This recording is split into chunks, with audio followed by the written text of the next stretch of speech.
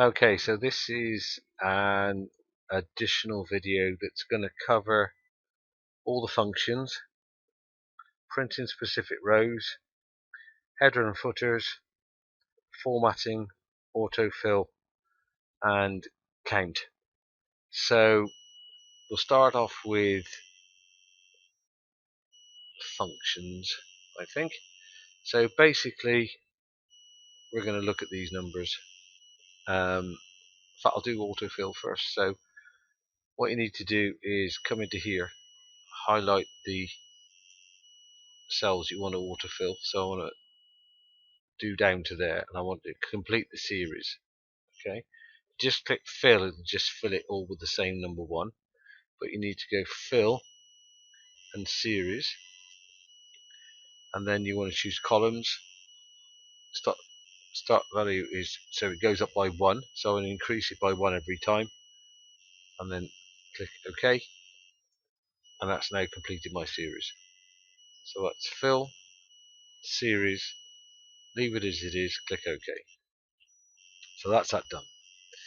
Now, moving on to functions, we've got your mathematical operators, which is add, subtract, multiply, and divide. I'll start with those.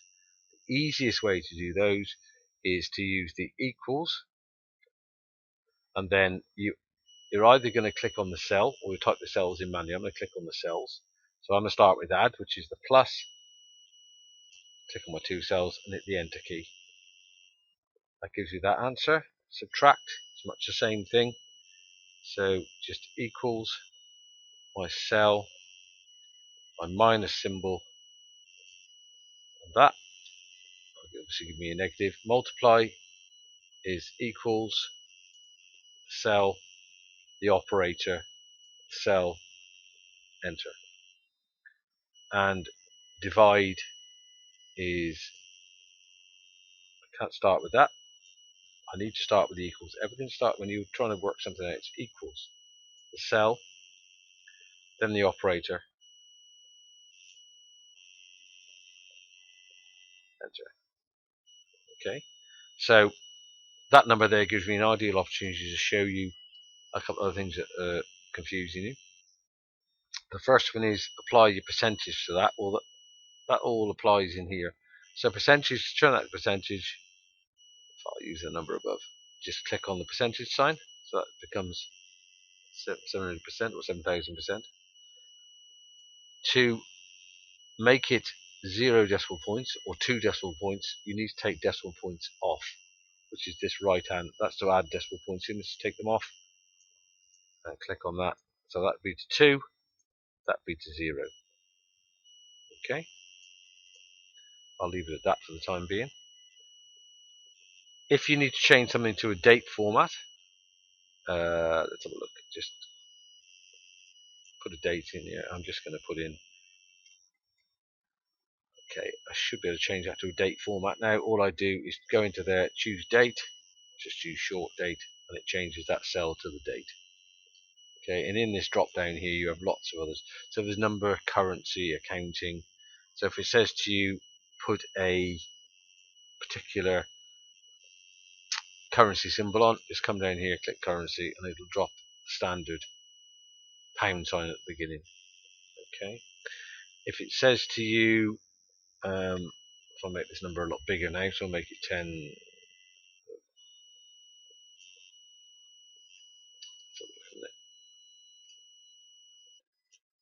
I'll just put the number down. I'll use that one.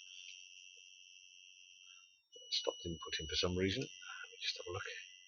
It's because I've taken the number.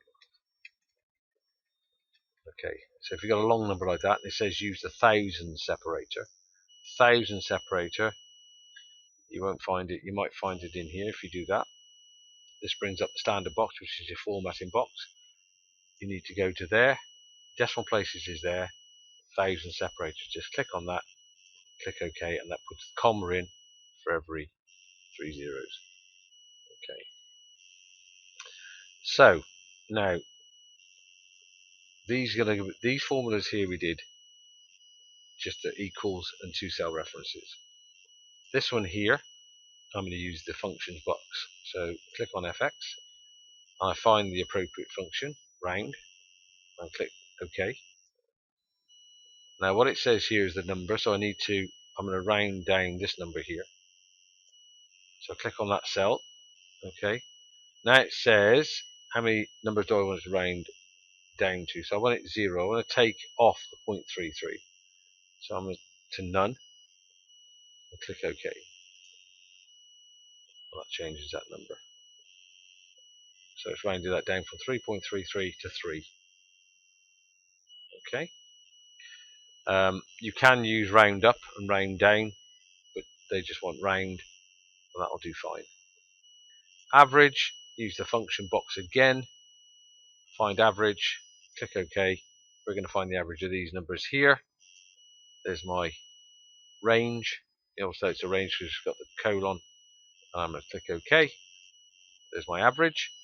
You can see it here, equals average. So you can do it by hand if you want. Min, it's very easier to do this. You can use the function box. And there's min. Click OK. Same range. In fact, I think it's guess my range. Yep. Click OK. -5. Max exactly the same. Click OK. And I'm going to redrag because it's guessed one extra. Click OK. So that's that.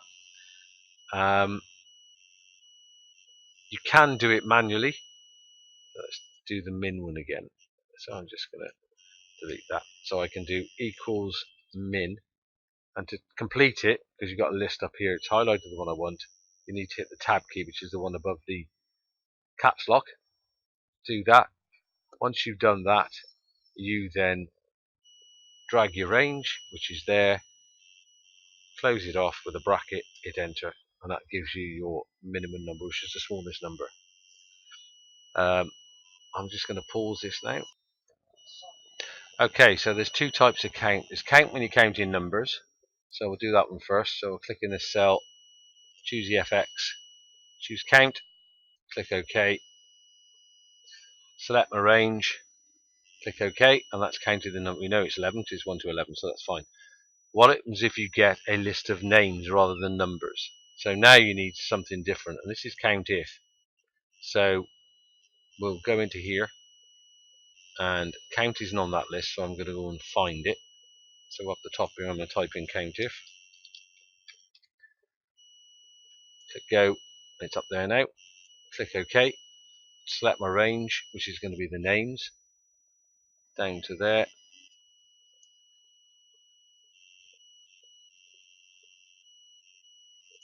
Criteria is going to be that, and we'll click OK. And there we go, got the numbers and names. Why that actually works, if you look into the formula bar, is you've got count if, then you've got the range, which is the numbers from C2 down to C38. It ignores the spaces, and afterwards I put a comma, and then inside the speech marks I put an asterisk, which is a wild card, and that means it will count anything that's in those boxes, whether they're numbers, names, but they'll ignore spaces, and that's how that works. Okay, so moving on, how you print out a specific line, so it has the top of the document, and what you do for that is you need to go to page layout tab. At the bottom of the page layout you need to click on the little arrow, then you go to sheet, and then leave the top bit, and then I'm going to click on a line, so I'm going to do 17. I want it to put, that's going to be at the top of the document, so you put that in there. You notice the dollar sign, so it always stays there, makes it absolute, and then you click OK, and that's that done. And when it prints, it'll print that row at the top of the page. Okay, next thing is the header and footer. So with the header and footer you need to go to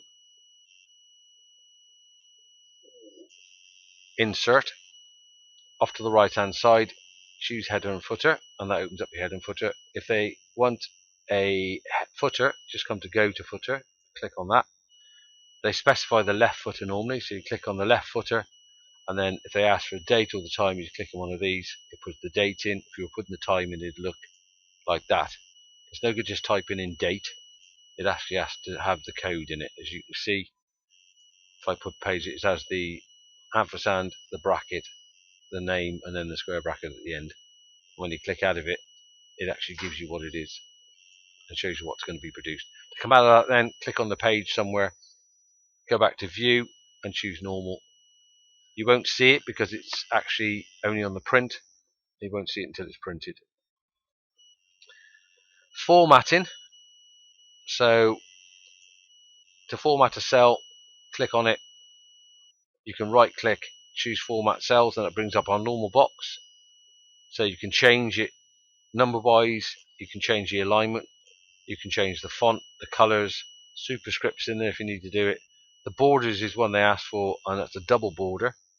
So what you need to do is do outline, get rid of these lines here, and click on the double. You have to click on it again, it's weird the way it does that. Okay, so get rid of the lines and then go back to it and click it again, make sure it says double, and click OK, and that should produce a double line. That's used for accounting. We'll format the next cell down now. So we're on border, then we've got fill, that's where you put your fill colours in. So that's easy enough to do. Click OK. So that's how you do that.